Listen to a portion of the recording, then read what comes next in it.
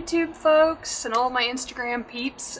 So I asked earlier today if you guys would like to see a tutorial on how I plant my succulent terrariums.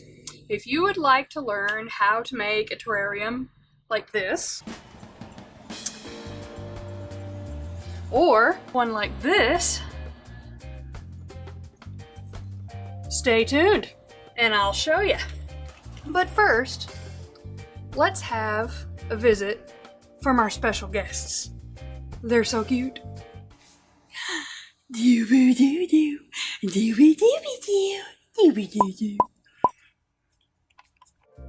Now let's go ahead and get started with our tutorial. You're going to need a well-draining soil, pea gravel, crushed lava rock, or some other rock that you'd like to use as a topper, activated carbon, you can find this at most pet stores, filtered water, some Spanish moss, you could either harvest this yourself or buy it, a back scratcher, you'll see why later, some cutting shears, a glass vase or something you want to plant your terrarium in, and last but not least, you'll need cuttings from various plants. We also need a glass of wine, because you guys have no idea how hard this stuff is to get.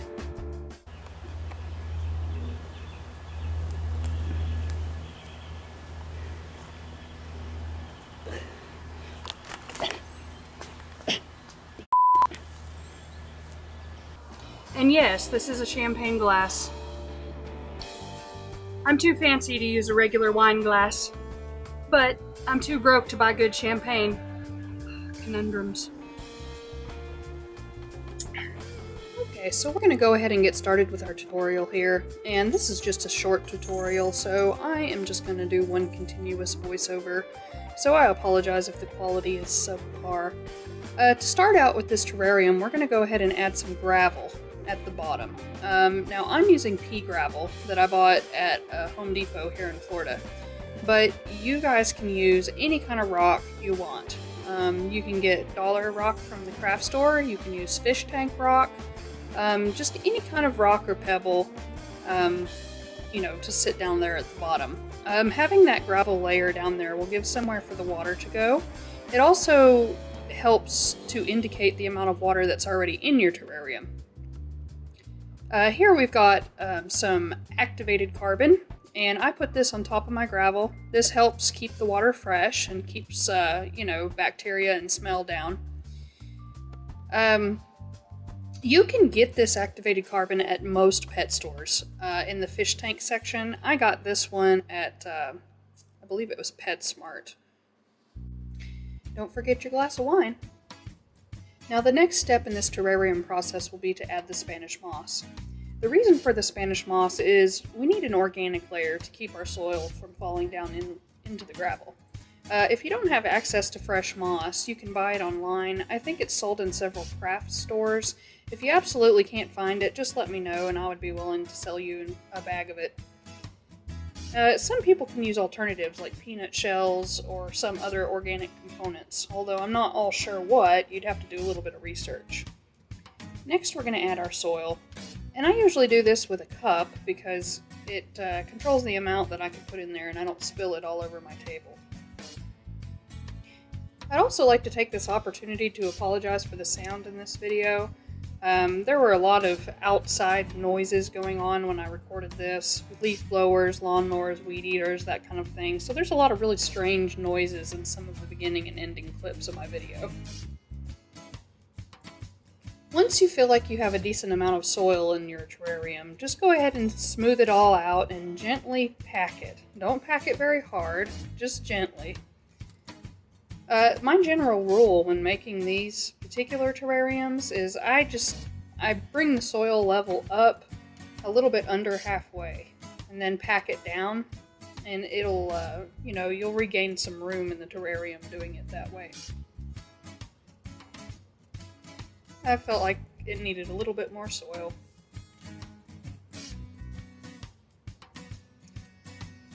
There we go. Gonna spread it out a little bit more, pack it down, and we'll be ready to add our plants. Now the plants that I'm using today are just going to be cuttings from my already existing plants. I got most of these at Lowe's or Home Depot, and you can find a lot of succulents in the clearance sections usually. And the good thing about succulents is they tend to multiply very quickly, and you can just kind of cut them right off without risk to your plant, because they usually recover fast or they'll branch out in other ways. I went ahead and sped up this footage because if not, it would have been an hour long. And I hope you guys aren't getting dizzy, because honestly it was very difficult to try to clip these and hold the camera at the same time. So I do apologize for that. I haven't quite mastered that skill yet.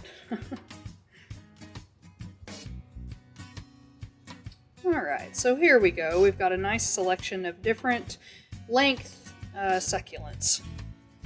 Now what I'm going to go ahead and do is I'm going to get each one of these and I'm going to peel off the leaves on the very bottom to leave a stem. That stem needs to be long enough for you to stick it down into the soil so that the plant can be held in place.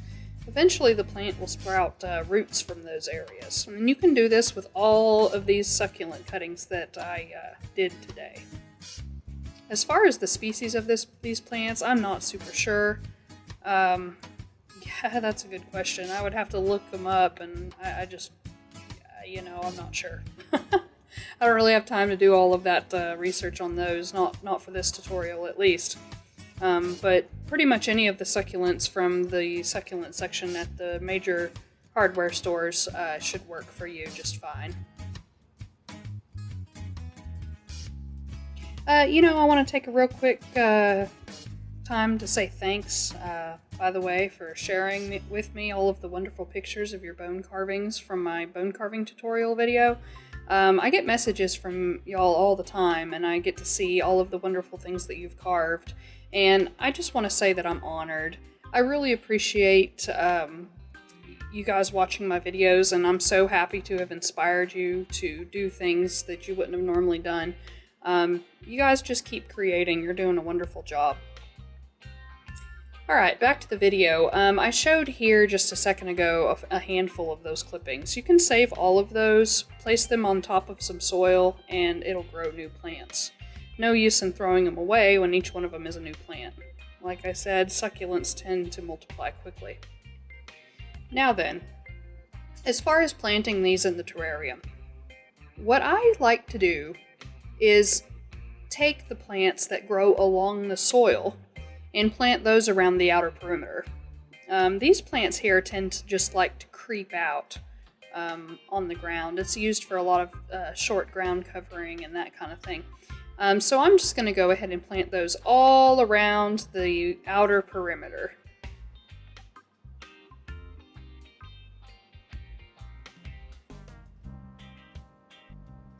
Yep, there we go. So out of the perimeter in a circular fashion. And now I'm just going to fill in the little gaps with the smaller succulents. These little baby ones that I'm planting here are of a species that don't tend to get very big. They probably will only double in size from what you see right there. So those are going to stay rather small, so those are also going to be closer to the outside.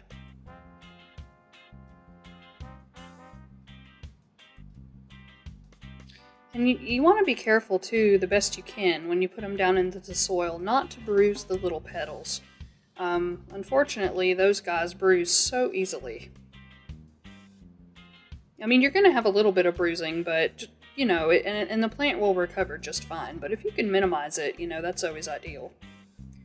Here I'm adding in these bigger plants. Now, these species right here tend to get rather large.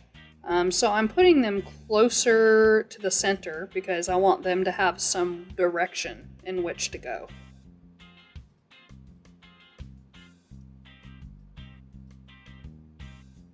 Of course, when they fill up your terrarium, so much so that they have no more space, you can top those off inside of there just like you do when they're planted in any kind of pot.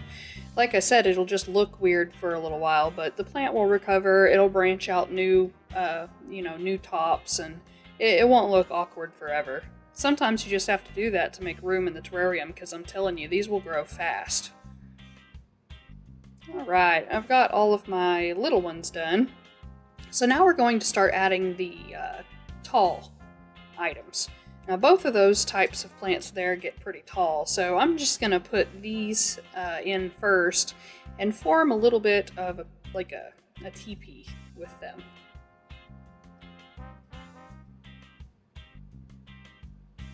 You know, I've also received some tips from y'all, some messages from various people giving me some good tips on other bone carving methods, such as, you know, suggestion of tools, you know, cutting methods, this and that. I don't always get the time that I would like to reply to those messages, but I just want to let y'all know that I am getting them. I do appreciate the suggestions. I love to hear about, you know, possible easier methods, tools, and that kind of thing. So yes, I do really appreciate all of your tips. And, you know, it's from folks like you that I learned my skills to begin with. And, you know, you continue to educate the art community. I have a lot of respect for that, and I really appreciate y'all. Okay, now that we've done our little pyramid, or, yeah, teepee with our lime green plants, I'm going to go ahead and stick this one cutting in the center. That one will tend to get pretty long pretty quick. So yeah, I feel like that's a good place for it.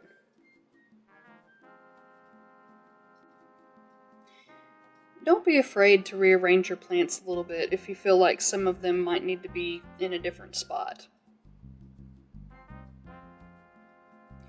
Our next step is going to be to add our topper. For mine, I am using a crushed lava rock. You can usually find this at local bonsai nurseries. If you would like to know where I get mine, I can leave a link in the video description below. I get it from Schley's Bonsai and Nursery here in Central Florida, but he does have a website, and I do believe that he does ship, so that is a good place to get it. Now, you can use other things. You can use fish tank pebbles, you can use, you could even use pea gravel, like what I used for the bottom. There's different types and colors and shapes of rocks that you can get at most hardware stores and in garden sections. Yeah, so it really just comes down to personal preference. I like the red because I feel like it contrasts with the green very nicely. Believe it or not, I actually didn't have to do a whole lot of color correction to this video footage. The green was just brilliantly green, and the red is just brilliantly red, and it just kind of makes it pop. I just gave it a little bit of a shake there, just to kind of get the loose pebbles down off the plants. For the remainder of this tutorial, I am going to use the end of this back scratcher. Now, we didn't have to use the curved part of the back scratcher today because I usually only use that to pack soil around plants. If I'm planting plants with roots into these terrariums, that's where that end comes in handy. As for this straight end, I really just use that just to kind of jostle the plants very gently, just to kind of get the loose stones out from in between all of the plant petals. Now, at the end of the day, that doesn't really work for everything, so I do have this long pair of tweezers that I kind of just go in and grab those little stubborn stones with. It's not that the stones would actually hurt the plants sitting there, I just think that it, you know, it's a matter of the way it looks. You know, it looks better without all those stones stuck in between the plants. Last but not least, give your plants just a little bit of watering. As with all of these terrariums, you want to make sure that the level of your water does not go above that gravel. Also, for the long term, make sure not to overwater your succulents. They really don't need a whole lot of water. Also, don't place them in too much direct sunlight so you don't burn your plants. Alright folks, so that concludes our terrarium tutorial today. Good thing too, because it's starting to get really hot out here. But yeah. Just like and subscribe my channel if you enjoyed this tutorial, and I'll see you next time.